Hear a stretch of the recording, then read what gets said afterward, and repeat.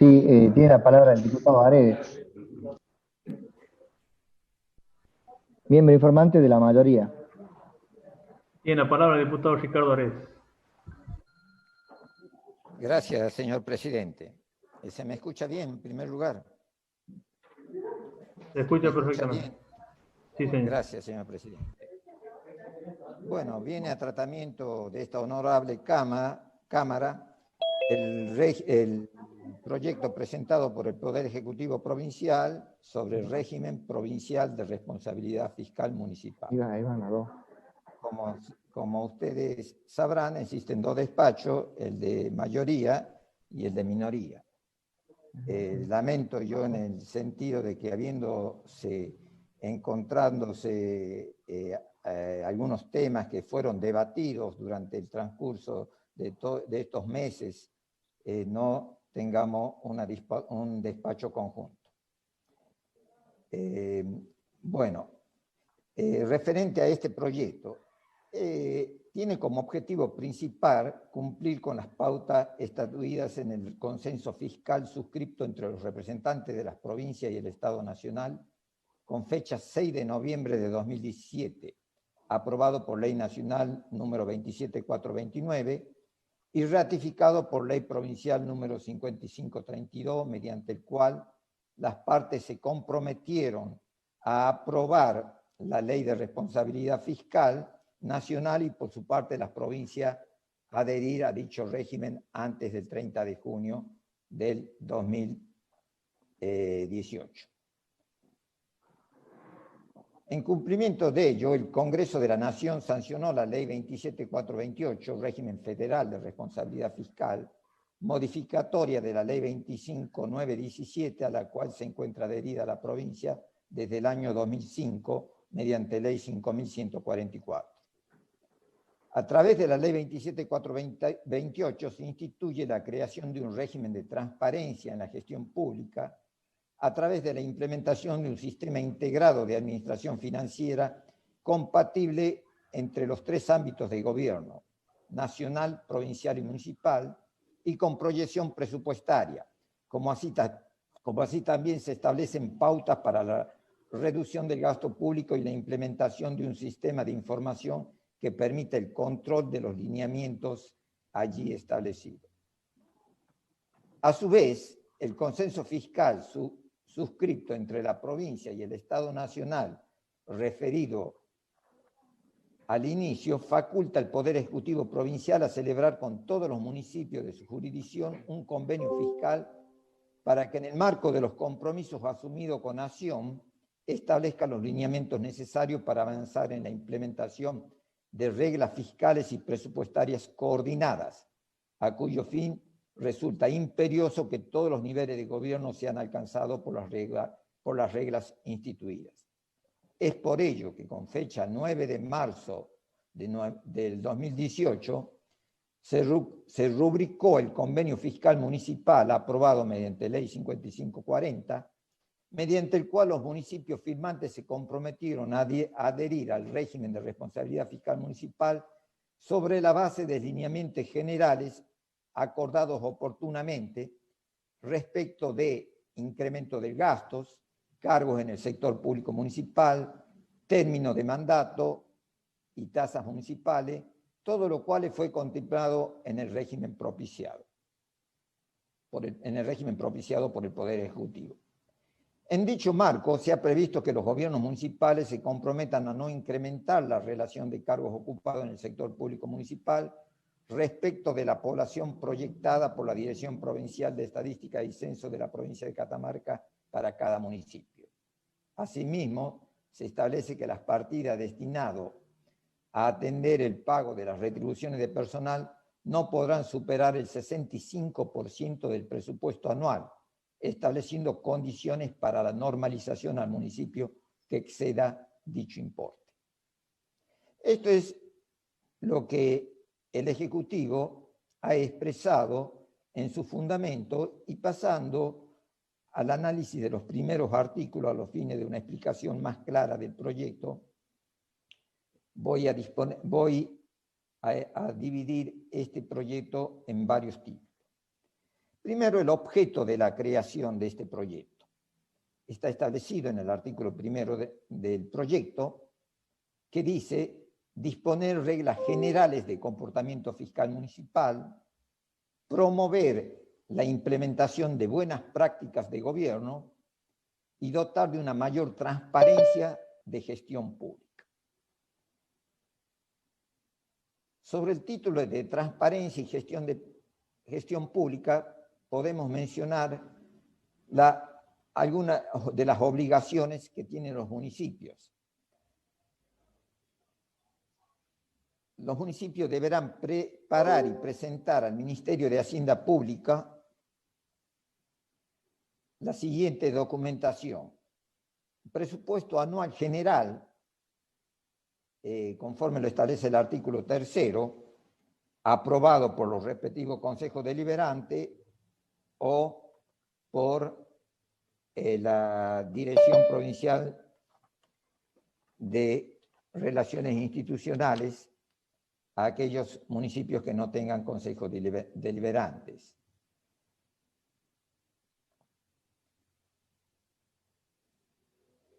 Este presupuesto general, como debe contemplar la autorización de la totalidad de los gastos, como así también la previsión de la totalidad de los recursos y otros temas también que no hacen, digamos, a los fines de no profundizar tanto en este aspecto de lo que debe contener un presupuesto anual.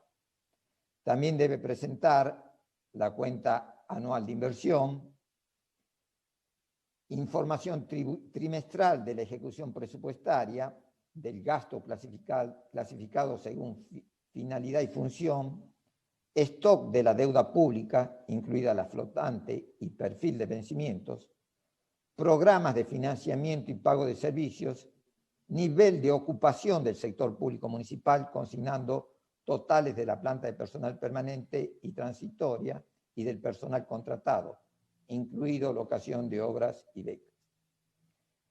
El Ministerio de Hacienda Pública deberá procesar esta información que recibe de los municipios y publicar en su página web oficial la información detallada.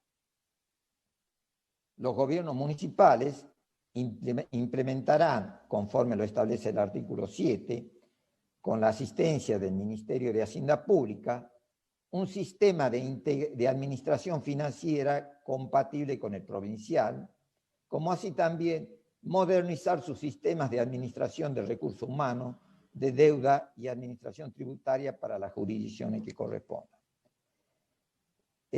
Como expresara en todos estos puntos, son temas muy técnicos y para lo cual los gobiernos municipales, como lo establece el artículo 7, van a requerir de la asistencia permanente en ese aspecto del Ministerio de Hacienda Pública. Otro título que prevé este proyecto son las llamadas reglas cuantitativas, que en general se tratan reglas para buenas prácticas de gobierno. En su artículo 8 establece que la tasa nominal de incremento del gasto público corriente primario neto del municipio no podrá superar la tasa de aumento del índice de precio al consumidor de cobertura nacional.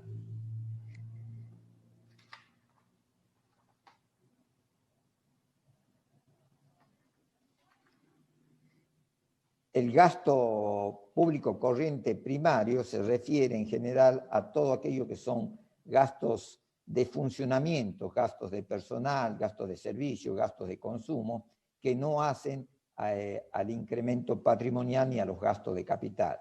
Ese incremento de gasto público corriente no puede superar la tasa de incremento del IPC, o sea, del índice de precio al consumidor. Para aquellas jurisdicciones que en el año previo presenten ejecuciones presupuestarias con resultado corriente primario deficitario, eso establece el artículo 9, resultado corriente primario deficitario implica que los recursos corrientes son menores a los gastos corrientes que mencioné en el artículo anterior, a los gastos de funcionamiento. Normalmente los municipios, sus recursos presupuestarios primarios son aquellos que provienen de la coparticipación y de las recaudaciones tributarias que tengan en el municipio. Entonces, decía que aquellos municipios que presenten ejecuciones presupuestarias con resultados primarios deficitarios o no cumplan con el indicador de endeudamiento visto en el presente régimen, ya vamos a ver cuáles son las pautas de endeudamiento que se establece para los municipios, la tasa de aumento del gasto público primario no podrá superar la tasa de incremento del IPC. Aquí hay que hacer diferenciación. Una cosa es el gasto público primario y la otra el gasto corriente primario. El gasto corriente, habíamos explicado que son todos los gastos de funcionamientos que no hacen al patrimonio, que no hacen al capital. En cambio, el gasto público primario ya incluye no solo los gastos corrientes, sino también los gastos de capital. ¿A qué me refiero cuando hablo de gasto de capital? A los gastos también o las inversiones que se realizan en activos fijos, maquinarias, compra de equipamiento, obra pública, etcétera, etcétera. Entonces, cuando tenga un resultado deficitario, se hace más exigente y se deberá cumplir con este requisito que ese gasto público primario no supere la tasa del IPC.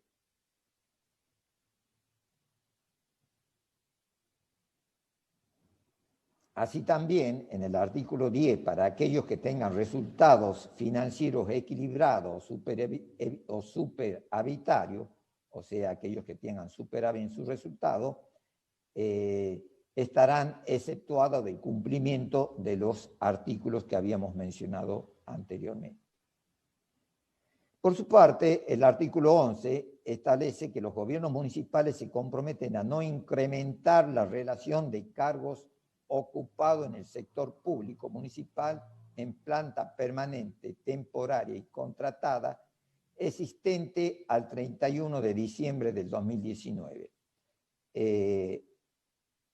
Así establecía el proyecto original, para lo cual oportunamente voy a sugerir la modificación de que sea la planta existente a la fecha de publicación de la ley.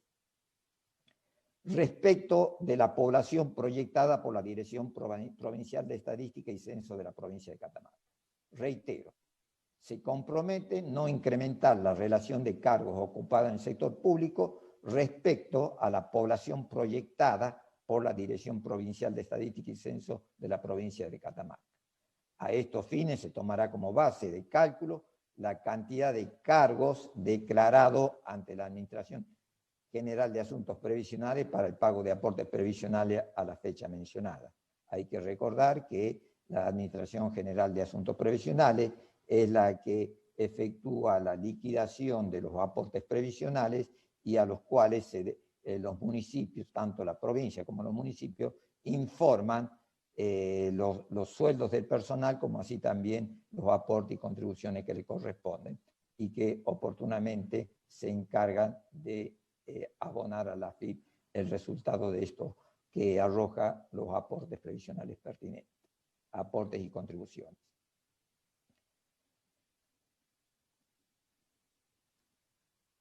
El artículo 12, que este es un tema que se debatió en el seno de la comisión, en la que participó también la oposición, pues de allí es que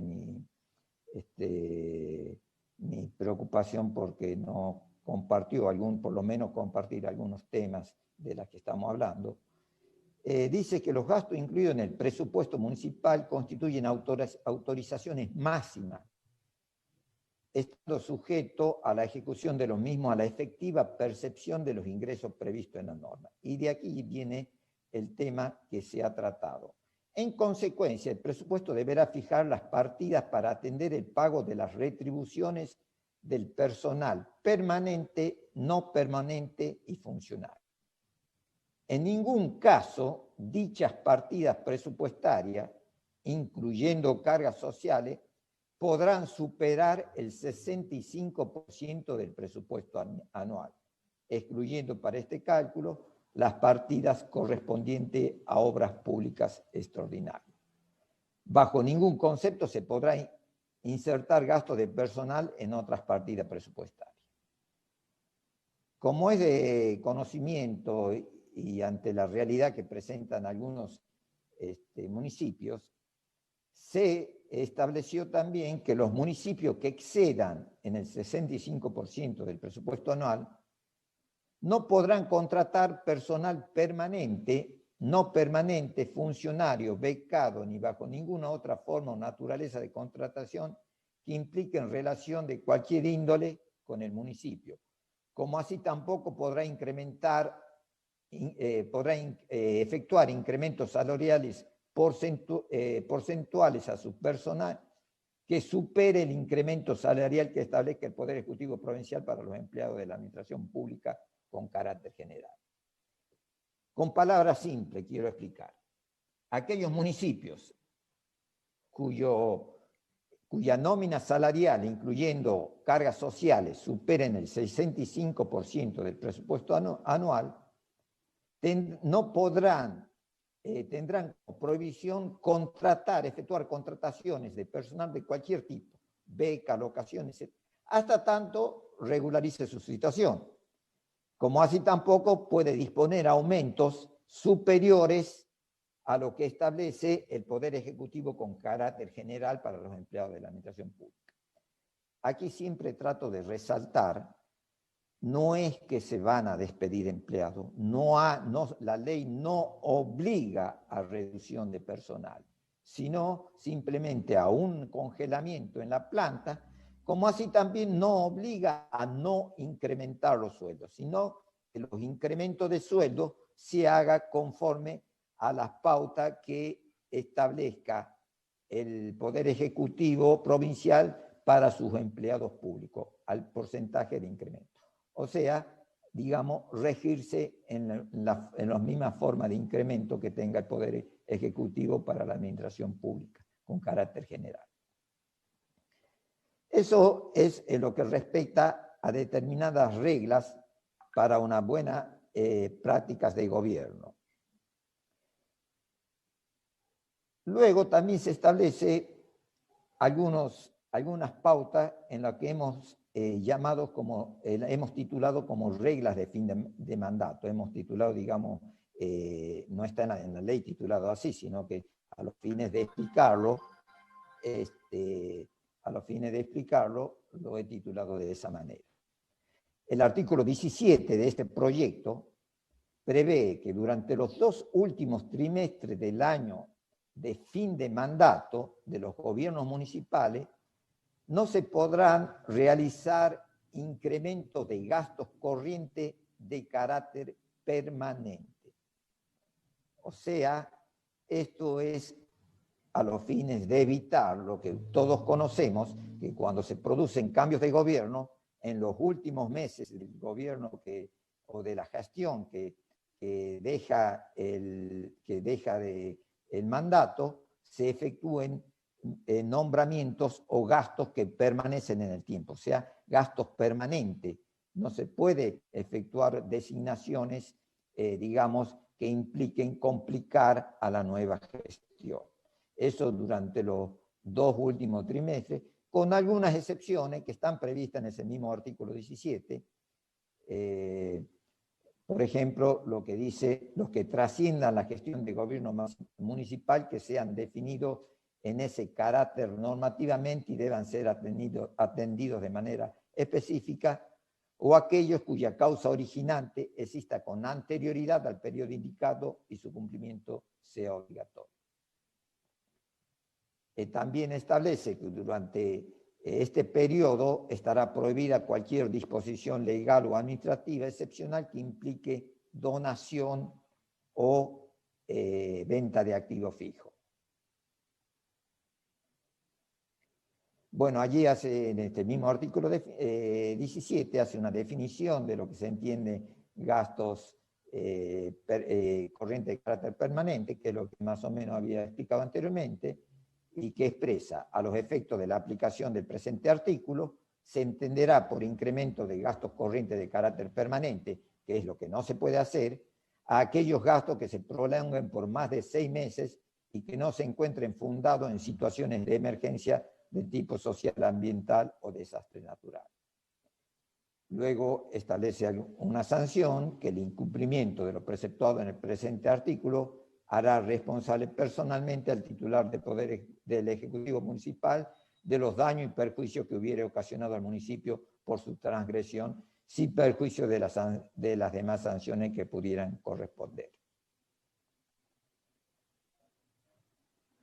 Otras medidas que se adoptan en este proyecto son de carácter tributario.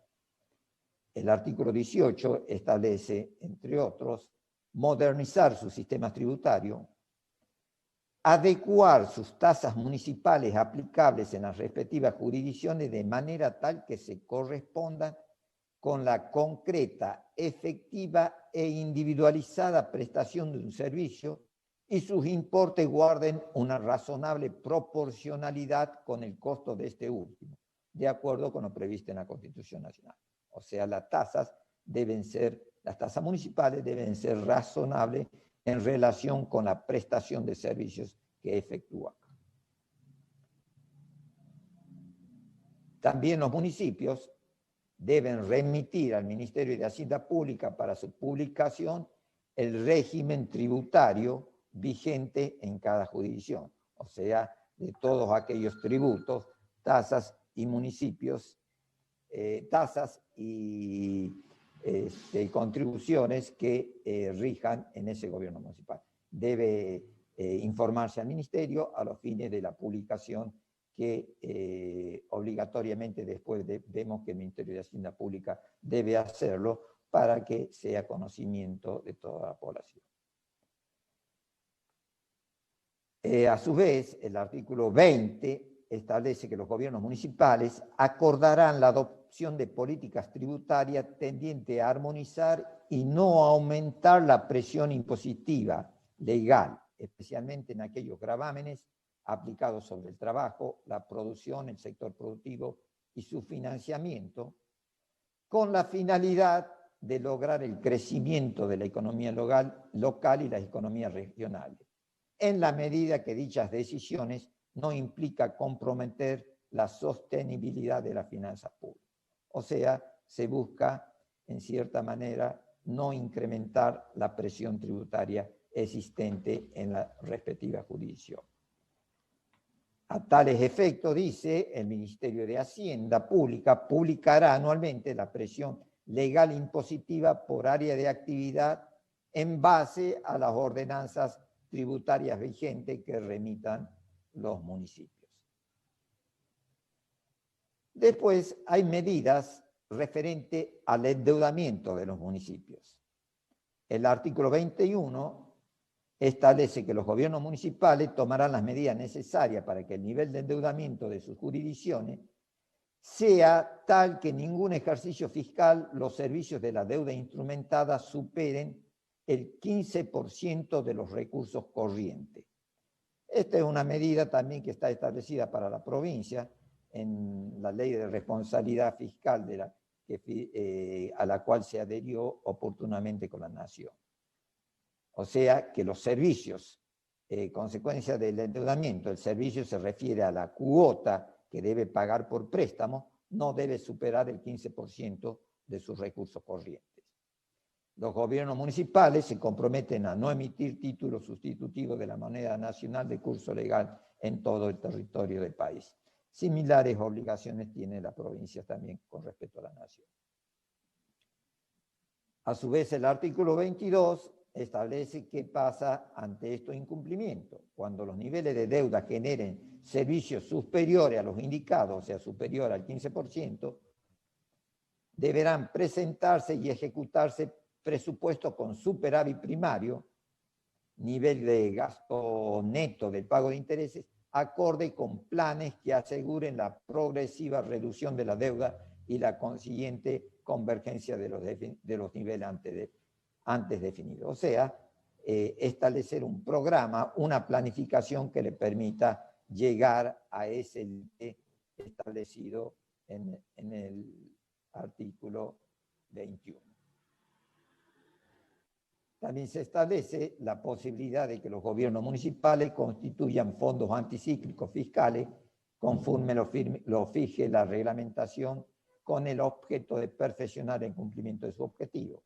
Estos fondos anticíclicos fiscales, que también está previsto cuando en las provincias, ocurre que cuando, digamos, existe un nivel de recaudación, ya sea a través de la coparticipación o sus recaudaciones propias, importante que le permitan reservar fondos para cumplir, digamos, para poder hacer frente en otros años en los que, digamos, las coparticipaciones o las recaudaciones no sean tan satisfactorias como en determinados años.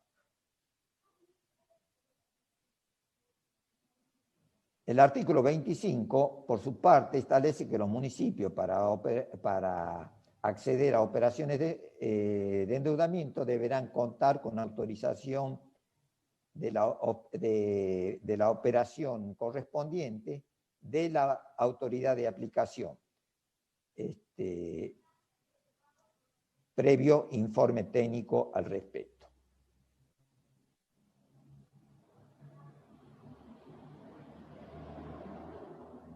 Bueno, la autoridad de aplicación está definido en el artículo 26, que es el Ministerio de Hacienda Pública, quedando facultado a establecer los procedimientos necesarios a los fines de la operatividad e interpretación de los mismos. Asimismo, evaluará el cumplimiento del presente régimen y dispondrá las sanciones que se aplicará en casos de incumplimiento. ¿A qué se refiere las sanciones en caso de incumplimiento? El artículo 28 establece que en caso de incumplimiento de las obligaciones establecidas en el presente régimen, en el inciso A habla de la publicación de la situación financiera en los sitios oficiales correspondientes, o sea, de aquellas reglas que no se cumplen para llegar a un régimen de buenas prácticas de gobierno y transparencia de la gestión pública. La imposibilidad de recibir ayuda financiera provincial y limitación en el otorgamiento de avales y garantías por parte del gobierno provincial, como así también limitación de las transferencias presupuestarias del gobierno provincial con destino a las jurisdicciones que no sean originadas en impuestos provinciales y nacionales coparticipables de transferencia automática. Así también el artículo 27 establece las sanciones por incumplimiento por parte del titular de la jurisdicción municipal y o sus funcionarios. El Ministerio de Hacienda, a tales efectos, una vez constatado dicho cumplimiento y previa intimación para que en un plazo de 72 horas regularice la situación, si no se ha subsanado la transgresión, se solicitará de manera inmediata al Tribunal de Cuentas de la provincia que ordene dar inicio al juicio administrativo de responsabilidad previsto en el artículo 62 siguiente y concordante de la ley 46, de la ley 4621 y sus modificaciones. O sea que el Tribunal de Cuentas, digamos, generará los sumarios pertinentes y juicio administrativo para cuando existan incumplimiento por parte de los funcionarios municipales. El artículo 30 establece que los municipios de la provincia deberán adherir al presente régimen en un plazo no mayor de 60 días a contar desde su publicación. Ello en cumplimiento del compromiso que se asumió al suscribir el Consenso Fiscal Municipal el 9 de marzo del 2018 y ratificado por Ley 5540 al que había mencionado en el primer párrafo de mi exposición. Dicha adhesión, por supuesto, debe realizarse a través de los respectivos consejos deliberantes y o decretos del Ejecutivo Municipal cuando según corresponda, es decir, aquellos municipios que no dispongan de consejo deliberante. La falta de adhesión a la presente ley, como así también el incumplimiento de los principios y parámetros establecidos en la misma, impedirá a la jurisdicción incumplidora acceder a la operatoria a la que se aludió en el primer párrafo del artículo 25 y a recibir asistencia financiera provincial y nacional de cualquier naturaleza. Después voy a proponer, digamos, la eliminación de digamos, del párrafo del término nacional, por cuanto no correspondería una sanción por parte de la provincia de que un municipio reciba asistencia nacional. Estas son digamos, las reglas a las cuales se pretende que los municipios adhieran, reglas para fomentar, digamos, un régimen de administración financiera que les permita manejar, digamos, sus movimientos con la mayor transparencia posible y como así también reglas que hacen a las buenas prácticas de gobiernos. Estas reglas, digamos, ya están contempladas y previstas en la provincia en su cumplimiento con la nación, o sea, no son nada ajeno a lo que ya la provincia está realizando y cumplimentando ante la nación.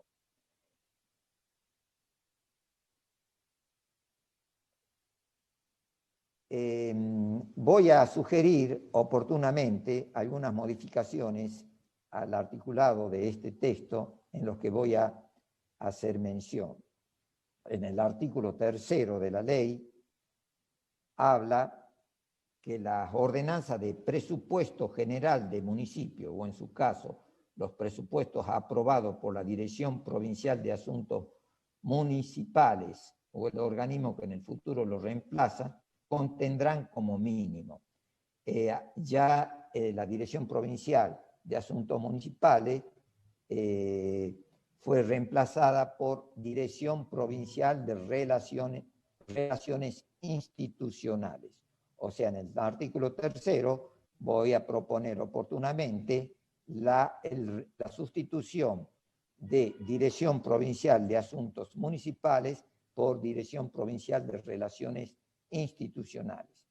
Como así también en el inciso D, y esto a sugerencia del contador Zabaleta, que con muy buen tino hace la aclaración, en el inciso B habla de la previsión de la totalidad de los recursos de carácter ordinario y extraordinario, afectado o no a todos los organismos municipales y los tipos financieros de todo fondo que pueda constituir. A tales efectos, el contador Zabaleta manifiesta de que es una clasificación ordinaria y extraordinaria. La clasificación ordinaria y extraordinaria porque es una clasificación en desuso, por lo que considera que no debe consignarse de carácter ordinario y extraordinaria, sino solo consignar recursos. O sea, reitero esto con la autorización del contador Zabaleta, que me autorizó a mí a manifestar lo que él propone, ¿no? O sea, no quiero, digamos, tomar como una propuesta mía, sino que es el que ha manifestado y en el cual coincido plenamente en este aspecto. La previsión, es decir, el inciso B se eliminaría el párrafo de carácter ordinario y extraordinario, quedaría la previsión de la totalidad de los recursos afectados o no de todos los organismos municipales y los flujos financieros de todos los fondos que puedan constituir.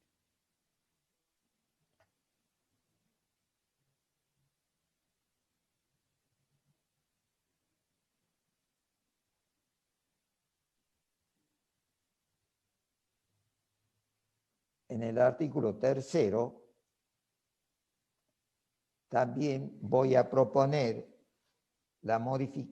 una modificación en el inciso C del artículo 3º.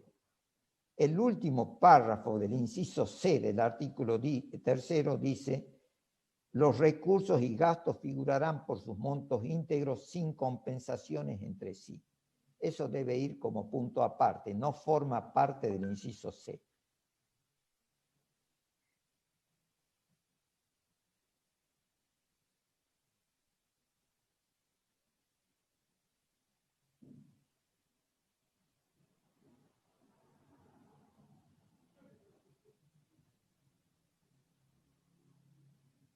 Por su parte, también, y reitero a propuesta del contador Zabaleta, el diputado Zabaleta, en el último párrafo del artículo 5º,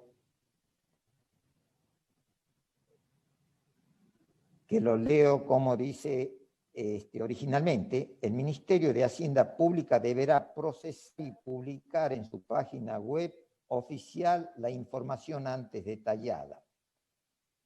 No se establece plazo, por lo cual el diputado me sugiere incluir que un plazo, por lo cual agregaríamos dentro de los 10 días de recibida. O sea que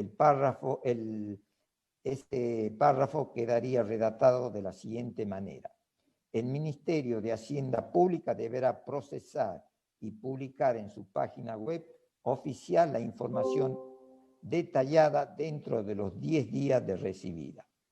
Punto seguido, también a observación del diputado Zabaleta, vamos a cambiar el texto original que dice: los informes anuales de evaluación de cumplimiento de las reglas deberán ser comunicadas por la autoridad de aplicación antes del 30 de junio de cada año, a sugerencia del diputado, como dije anteriormente. Esta información no establece a quién debe ser comunicada, por lo tanto, sugerimos la siguiente redacción: los informes anuales de evaluación anual de cumplimiento de las reglas deben ser publicadas en la página web y comunicada por la autoridad de aplicación antes del 30 de junio de cada año a la Dirección Provincial de Relaciones Institucionales y a los departamentos ejecutivos y consejos deliberantes de las municipalidades de la provincia de Catamarca.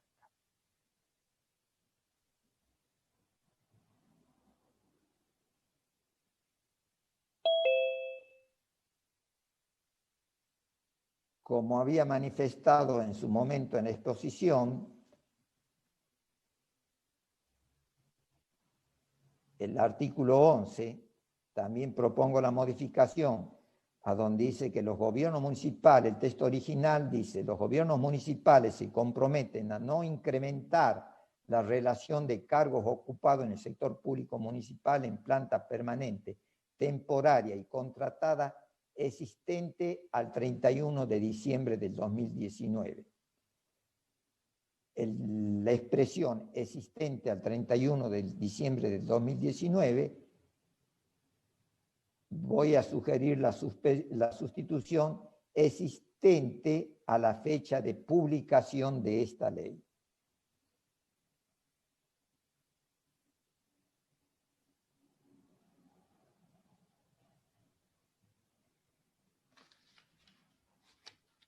Y en el último párrafo del artículo 30,